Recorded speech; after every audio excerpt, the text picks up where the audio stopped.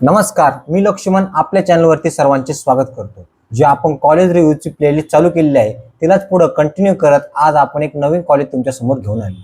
तर ते कॉलेज आहे पिंपरी चिंचवड एज्युकेशन ट्रस्टचं Pimpri Chinchwad college of engineering and research रावेतचं कॉलेज.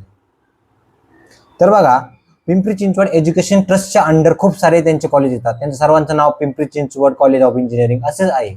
तर यांच्या प्रत्येक कॉलेजचा DTA कोडनुसार आपल्याला कॉलेज ओळखायचं आहे. त्याच्यानुसार आपण ते त्यांचं कॉलेज ओळखू शकतो. यांचं कॉलेज आकुर्डीला पण आहे आणि हे कॉलेज दुसरा रावेतला आहे. अजून खूप सारे यांचे कॉलेज आहेत. तर तुम्हाला मेन त्यांचा DTA कोड पाहून तुमच्या जे कॉलेजचे लिस्ट असेल त्याच्यामध्ये DTA कोडनुसार कॉलेज टाकायचे आहे. ओके, तर त्या DTA कोडवर मेन फोकस करा. तुमचा DTA कोड जर चुकला तर तुम्हाला चुकीचं कॉलेज लागू शकतं. तर मेन आहे आपल्याकडे DTA कोड. तर या कॉलेजचा DTA कोड आहे 6822. हा DTA कोड आहे. त्यानंतर या कॉलेजचा आपण या कॉलेजमध्ये किती ब्रँचेस आहेत, किती कट ऑफ लागतो, किती इंटेक आहे, कॅम्पसमध्ये फॅसिलिटी कसं आहे, प्लेसमेंट कसं आहे, सर्व गोष्टी आपण या व्हिडिओमध्ये बघणार आहोत. तर चला तर सुरू करूया. तर हे कॉलेज पुण्यामध्ये लक्ष्मीनगर रावेत इथे आहे, लोकेटेड आहे.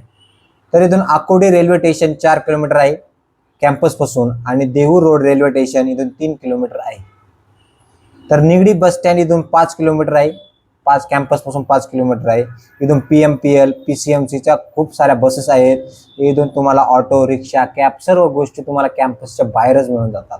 त्याच्यासाठी ट्रॅव्हलिंगसाठी कोणताही इश्यू या कॅम्पसच्या बाहेर नाही.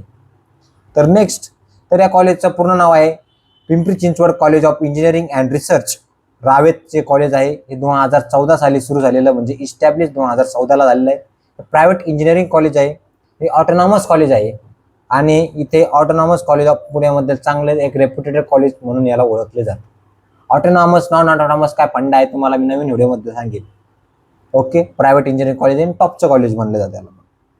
यामध्ये या कॉलेजमध्ये 5 ब्रँचेस आहे फक्त, जसं की computer engineering, information technology, electronics and telecommunication engineering, mechanical engineering आणि सिव्हिल इंजिनिअरिंग. या 5 ब्रँचेस या कॉलेजमध्ये आहेत. तर या कॉलेजमध्ये किती त्या ब्रँचचा किती इंटेक आहे ते बघूया. कम्प्युटर इंजिनिअरिंगचा 360चा इंटेक आहे, इन्फॉर्मेशन टेक्नॉलॉजीचा 60 आणि इलेक्ट्रॉनिक्स अँड टेलिकम्युनिकेशन इंजिनिअरिंगचा इंटेक आहे 60 सीट्स आहे या कॉलेजमध्ये. तर मेकॅनिकल इंजिनिअरिंगसाठी पण 60 सीट्स आहे आणि सिव्हिल इंजिनिअरिंगसाठी पण 60 सीट्स आहे. हे झाला कॉलेजमध्ये किती ब्रँचेस आहे, कॉलेजचा किती इंटेक आहे. त्यानंतर आता कोणत्या ब्रँचचा किती कट ऑफ लागतो ते सर्वात मेन आहे, ते बघूया. चला, तर सगळ्यात पहिलं कम्प्युटर इंजिनिअरिंग या ब्रँचचा आपण बघणार आहोत किती कट ऑफ लागतो.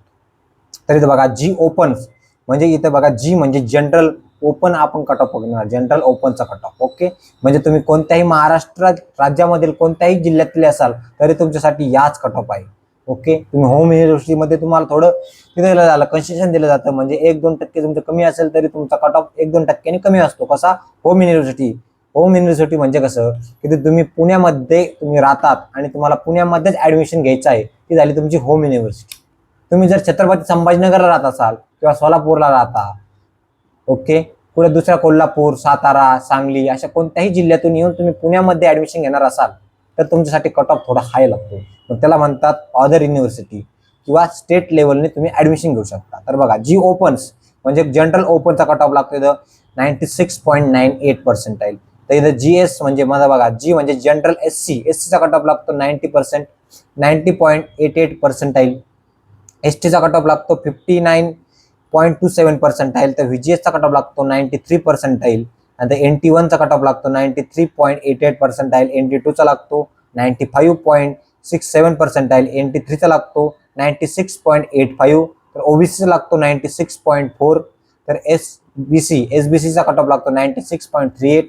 तर TFWS आणि EWS, TFWS म्हणजे ट्युशन फीला भरावं लागते, बाकीचे सर्व ट्युशन फी माफ, ट्युशन फी असा याचा फुल फॉर्म असतो. याचा काय विषय आहे याचं फक्त तुम्हाला मी सर्व नंतर सांगेन. फक्त तुम्हाला TFWS जर ऍडमिशन घेतलं तुम्हाला फक्त डेव्हलपमेंट फी भरावी लागते. ओके, तर याच्यासाठी बघा 97.22चा इथला कट ऑफ आहे. इथं वरती रँक पण दिलेली आहे.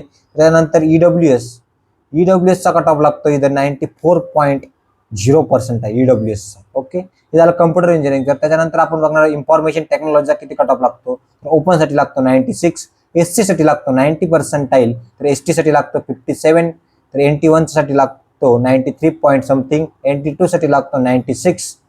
तर NT3 साठी लागतो 95, ओबीसी साठी लागतो 96, तर SBC साठी लागतो 96 आणि TFW साठी लागतो 97 आणि EWS साठी लागतो 93. तर हे काय डिफेन्स म्हणजे तुम्ही जर तुमचे पॅरेंट्स कोणी डिफेन्स मध्ये असेल तर तुमच्यासाठी 91 चा कट ऑफ लागतो. ओके, हा झाला इन्फॉर्मेशन टेक्नॉलॉजीचा कट ऑफ. जर आता तुम्हाला बघत आहे इलेक्ट्रॉनिक्स अँड टेलिकम्युनिकेशन इंजिनिअरिंग म्हणजे ENTC चा कट ऑफ किती लागतो. हे सर्व कट ऑफ ENTC आहे. तसं ओपन साठी लागतो 96, ST साठी लागतो 90, ST साठी लागतो 49, तर VGS साठी लागतो 89 पर्सेंटाईल, NT1 साठी लागतो 92, NT2 साठी लागतो 94, ओबीसी साठी 95 आहे, SBC साठी 95, TFW साठी 96.77 पर्सेंटाईल, तर डिफेन्स साठी 91 आणि EWS साठी 93. हा झाला इलेक्ट्रॉनिक्स अँड टेलिकम्युनिकेशन साठी लागणारा कट ऑफ. ओके, त्यानुसार याचे सारे कट ऑफ आपण बघणार आहोत. त्याच्यानंतर आता मेकॅनिकल इंजिनिअरिंग साठी लागतो ओपन साठी 94, SC साठी 89 पर्सेंटाईल, तर ST साठी 78 पर्सेंटाईल, NT2 साठी लागतो 90, तर NT3 साठी लागतो 91 पॉईंट समथिंग, तर ओबीसी साठी लागतो 94.0, तर SBC साठी लागतो 94.2 पर्सेंटाईल, तर TFW साठी लागतो 94 आणि EWS साठी लागतो 97 आणि डिफेन्स साठी लागतो 82. डिफेन्स म्हणजे आता तुम्हाला प्रत्येक वेळेस डिफेन्स जास्त आपल्याकडे नसतात. जेवढं मेन सांगण्याची गरज आहे तेवढंच मी याच्यामध्ये सांगितलं आहे. अजून पण खूप कट ऑफ असतात, जसं लेडीजसाठी ओपन, लेडीजसाठी EWS, असं खूप सारं असतं. ओके, हे मेन कट ऑफ आहे. त्याच्या आसपासच तुमच्या या कॉलेजचा ब्रँचचा कट ऑफ लागणार म्हणजे लागणार. हा कट ऑफ मागच्या वर्षीच्या फर्स्ट राऊंडचा कट ऑफ आहे. CET सेलच्या ऑफिशियल वेबसाईटवर तुम्ही आज सेकंडचा कट ऑफ डाउनलोड सुद्धा करू शकता. हाच कट ऑफ तिथला आहे. ओके, तर त्याच्यानंतर सिव्हिल इंजिनिअरिंगचा कट ऑफ लागतो ओपन साठी 90 पर्सेंटाईल, तर SC साठी लागतो 81, ST साठी लागतो 52, तर VGS साठी लागतो 84, तर NT1 साठी लागतो 84, तर NT2 साठी लागतो 84 समथिंग, NT3 साठी पण लागतो 88.68 पर्सेंटाईल, तर ओबीसी साठी लागतो 89.2 समथिंग, तर SBC साठी लागतो 87 पर्सेंटाईल, तर TFW साठी लागतो 91.7 पर्सेंटाईल आणि EWS साठी लागतो 79 पर्सेंटाईल. हा झाला सिव्हिल ब्रँचचा कट ऑफ. त्यानंतर आता आपण या कॉलेजची फी स्ट्रक्चर बघणार आहोत. या कॉलेजमध्ये फीज किती लागते, जसं की तुम्ही कोणत्याही कास्टमधून असाल, ST, SC, ST, OBC, EWS सर्व कास्टच्या आपण आता त्यांचं फीज बघणार आहोत तर किती आहे. तर सर्वात पहिलं बघा ट्युशन फी. ट्युशन फी आहे 1,24,348 रुपीज. ओके, तर डेव्हलपमेंट फीज आहे इथे 18,652 रुपीज. युनिव्हर्सिटी फीज पण घेतात हे, तरी आहे 395 रुपीज.